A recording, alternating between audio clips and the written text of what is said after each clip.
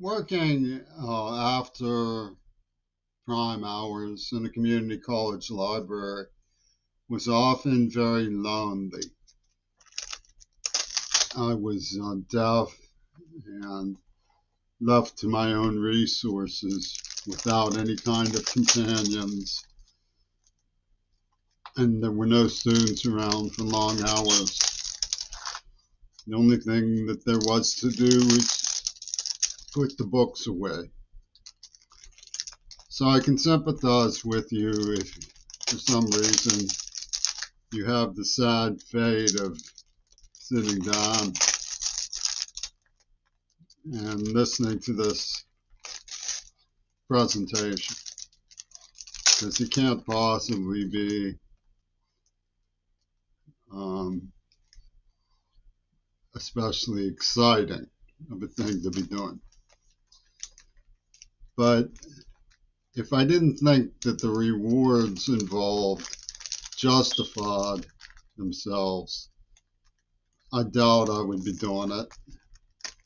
There's other things I could do. Not that they don't also come to be a little bit depressing. This isn't in any way whatsoever to depress you. In fact, it's meant to shine a light on some things that may help prevent the darkest of days. One of the things that begs understanding about what's going on in the world, this is coming on before the early in December of 2024, in the lame duck, malicious part of Biden's failed presidency, waiting for the arrival of Tune. And what you would know if you were alive in these days with the last year, people sat on their hands and let Gaza be subjected to an outrage. Our friends, those we love, their cherished children, their grandparents, their poets, their fighters, their men, their teachers, their colleagues, their friends have suffered enormously. And Israel, quite understandably, gets called Nazi, or less radical, emotional people ask, do these things compare? I think when we look at Martin Luther King, who was obviously the opposite of Nosferatu, in Nosferatu's book, King was a loser.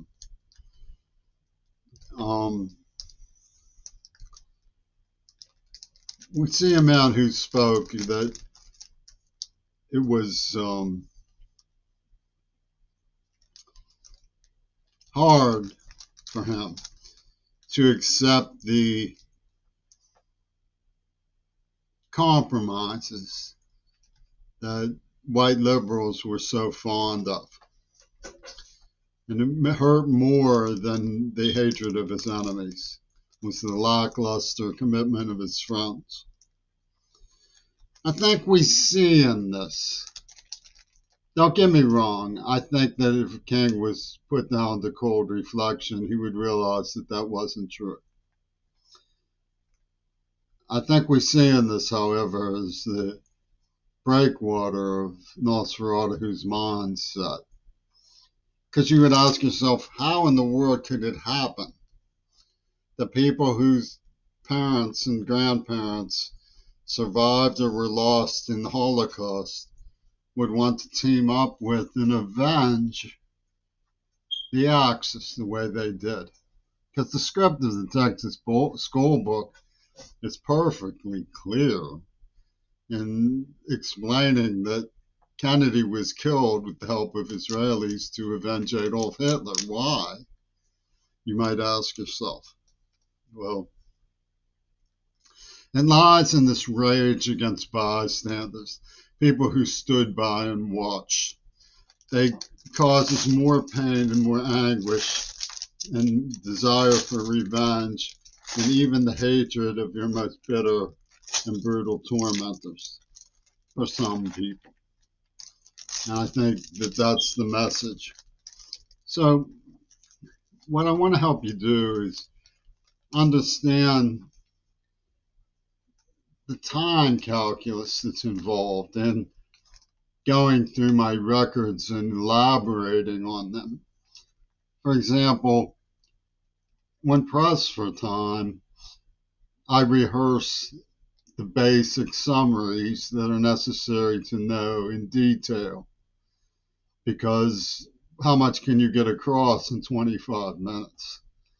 In this one, I'm going to show you some things that are maybe slowed down and less likely to fall into place in an overall generalization about what happened. This is from the Texas School Book. I'm really sick of Nabucco and her stupid code about what boys should do and girls should do. Nabucco was the name of the star of the film Children of Hiroshima. With that fact, you can put together quite a bit of information about why they did this to me, why they needed to lie about what they were doing, how Yoko Ono took herself into position to prevail with the help of the Jews, and ultimately you can learn a little bit about how to identify the symbols involved in the macabre semiotic system that's at work. I'll give you an example. You might look at this picture where the color ink was running out on the printer.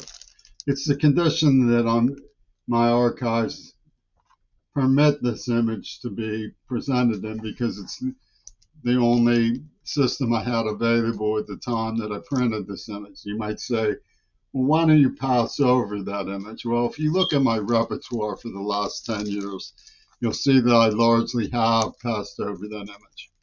But what is important about that image is that it's a snow cone with red food coloring, cherry flavoring. As you know, snow is considered pure in poetry. Ice is a symbol for a diamond ring. So the cherry in the snow cone represents the same thing that this map of Japan, which is crimson and blood coming up from between this Japanese woman's thighs, symbolize. Nabucco's stupid code about what boys should do and girls should do, it leads to questions about what else is in the Texas School Book that might explain what she means. She calls Thursday a day 2. So that means wed first. Get it? Wednesday, wed first. So the cherry is the hymen of morality. And this goes back to the altar boy fascism of Pope Pius and Mussolini. So when you see the imagery, and here are the sad remarks regarding how Jeffen operated on me, you realize that what they did was they fabricated excuses to choose me as a symbolic sacrifice. The bomb was called the little boy, and I was the little boy from Bush's ship in the Navy. So it was Trumpy Toon's idea of making a deal. Let's make a deal. You give us one sacrifice, give us one small child. And they came after me and made havoc of what class? That's right, my love life. They targeted my love life. And they did so from many different directions. The Black Panther office in Seattle was one of the most notorious and invasive and cruel of the agencies that was glad to promote the script that murdered Martin Luther King for reasons I fail to understand. Somebody wants to step forward and explain it to me, they're welcome to. Now, they put together a mockery of social sciences and the drama of the inner city. Dee Dee was 12 and had lost her virginity. According to the script, it read, "The initial encounter of the X motive is tainted by the shadow of its adversary." In other words, Nabucco and her stupid code of what little girls should do and boys should do had been violated. She lost her virginity. And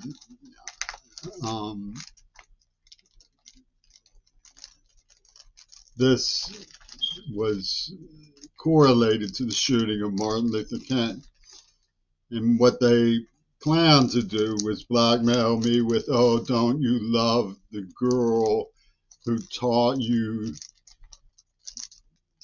the secrets of adulthood when you were a little boy?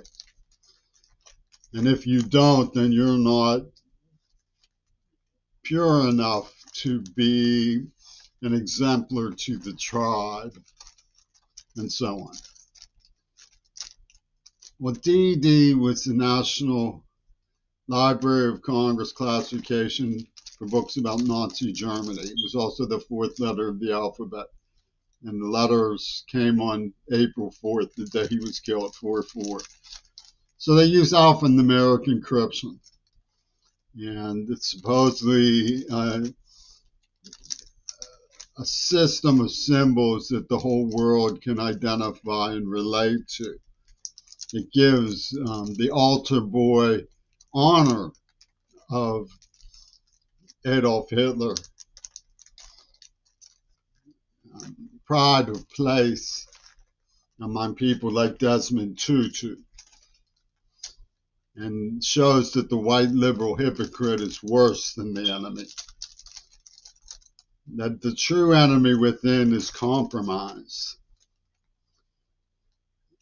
And her sister's name, this Dee Dee person, was named Neva. And Neva is Mancine, is like Manson in cinema. It's a contraction of Manson in cinema. And it's the symbol of a Japanese pornography company who uses the C in a Star of David for their symbolism. That means that anybody who makes money telling this story should have to be inflicted as a victim.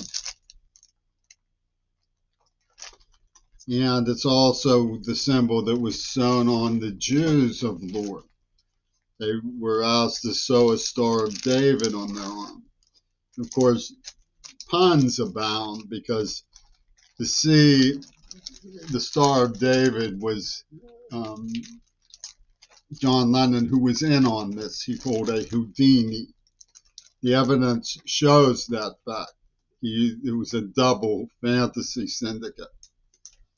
He was the person who came up with the idea of two virgins' pussy ball, which was clocked to the AIDS attack. So what we realize from this symbolic muse is that even though it might take some time to identify the meaning of the symbols in the films that were involved in the cross-cultural international cinema syndicate that worked behind the scenes from their studio systems to underscore the secret of the Texas school book.